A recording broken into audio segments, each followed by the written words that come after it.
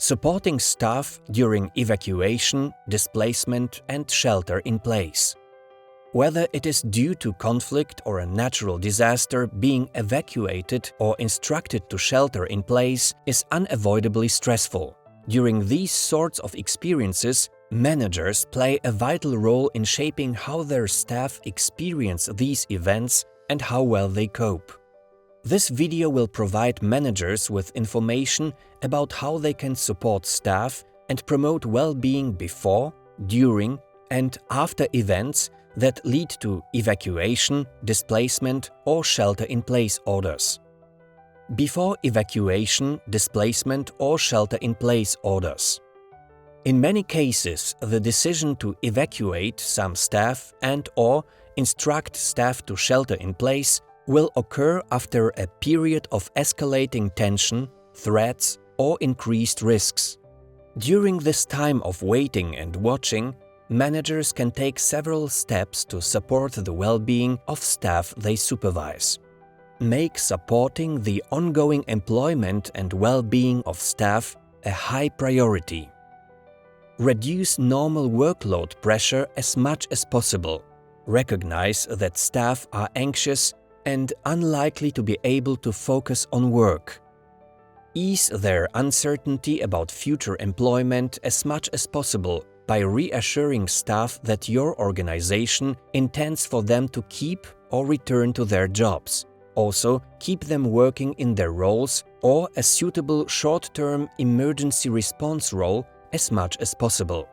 Recognize and acknowledge that staff will be experiencing conflicting emotions, such as loss and anger. Remind them of the staff care resources and support available to them, such as counseling. As a manager, consider seeking counseling or coaching support yourself. Conduct a staff meeting before the evacuation or event to acknowledge that this might be a challenging situation and affirm that staff need to join together for strength and support. Be sure to accomplish the following during the meeting. Clearly communicate to staff that their physical and emotional safety is a top priority. Acknowledge that loss is inherent in an evacuation or shelter-in-place situation and that they will be experiencing mixed emotions. Remind staff that the evacuation or shelter-in-place event will hopefully be a short-term response and things will return to a more normal routine. Convey hope and realistic optimism.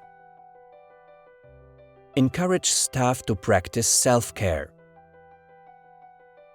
Say goodbye if an evacuation is imminent or likely. Ensure there is a clear communication plan.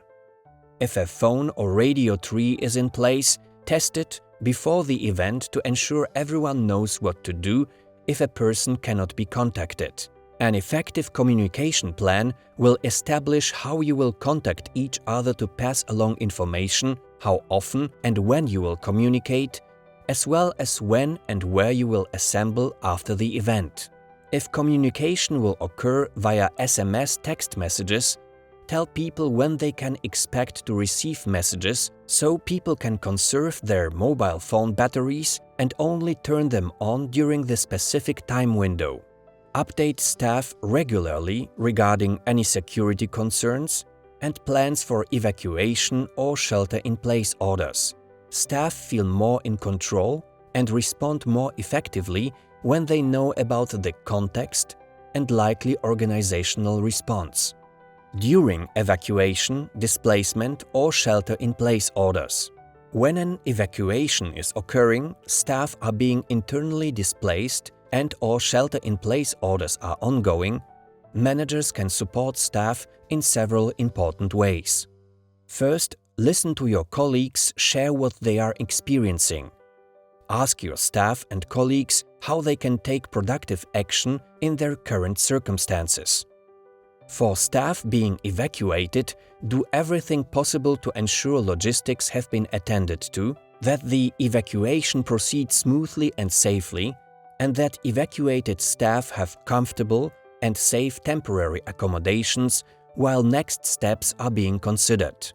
Update staff frequently, being sure to answer questions and reinforce the core message that staff safety is a top priority.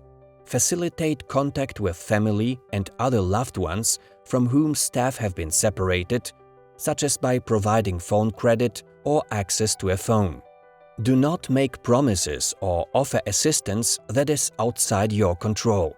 When someone is desperate and you desperately want to help, it is tempting to make offers or promises that you may not be able to keep.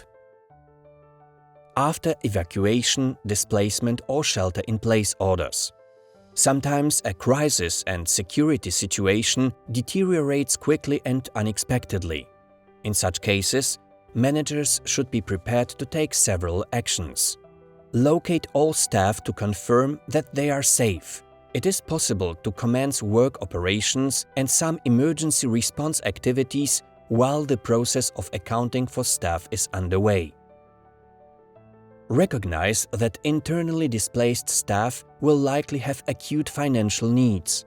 That, as a result of emergencies, can be a significant issue for staff and cause extreme emotional distress and even suicidal thoughts. In many cultures, staff may be used to relying on the extended family structure for support, or they themselves may be the source of support for their families. Organizations can consider how to take action to help alleviate financial burdens. Some possible options include offering some sort of reasonable salary advance or loan, linking staff to assistance programs that are internal and external to the organization. If the organization is an NGO, it can seek to include staff as beneficiaries of assistance when they are also part of the impacted population and are eligible to receive support.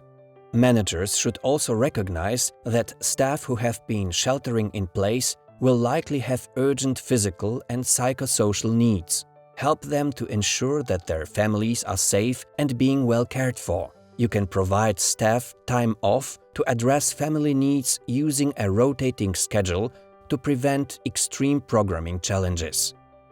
Ask staff how they are doing. Be aware of the various reactions and the confusing mixture of emotions that they may be experiencing. Some questions you might ask include: how are you feeling right now? Do you have any feelings today that you did not have yesterday? Is there anything we did or decided yesterday that you are having second thoughts about or wish you had done differently? Provide access to psychosocial support consultations and individual or team-facilitated debriefs if possible.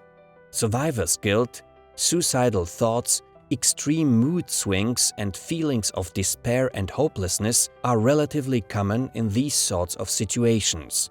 Individuals can benefit greatly from having associated thoughts and feelings explored and normalized. Determine what your organization can do to help staff whose families have been impacted. Your benefits program may cover access to counseling. Consider other ways you can provide practical assistance to colleagues who have been impacted. If you work for an NGO, resist response urgency and slow down. Staff based in the location at the center of the crisis will be experiencing a great deal of stress and also feeling a lot of pressure from others, including the organization and the international response community, to take quick action. Slowing down during the immediate crisis response will help protect and serve the staff who are most impacted. Consider scheduling an operational and/or psychological debrief 30 to 45 days after the crisis to verify how staff have recovered. Seek support yourself, as managing a team during events like this can be very stressful. Supporting your staff and colleagues and promoting well-being before, during, and after events that lead to evacuation, displacement, or shelter-in-place orders is an important function of your managerial role. Be sure to review this video as needed to help support your team effectively and keep them functioning as well as possible under the circumstances.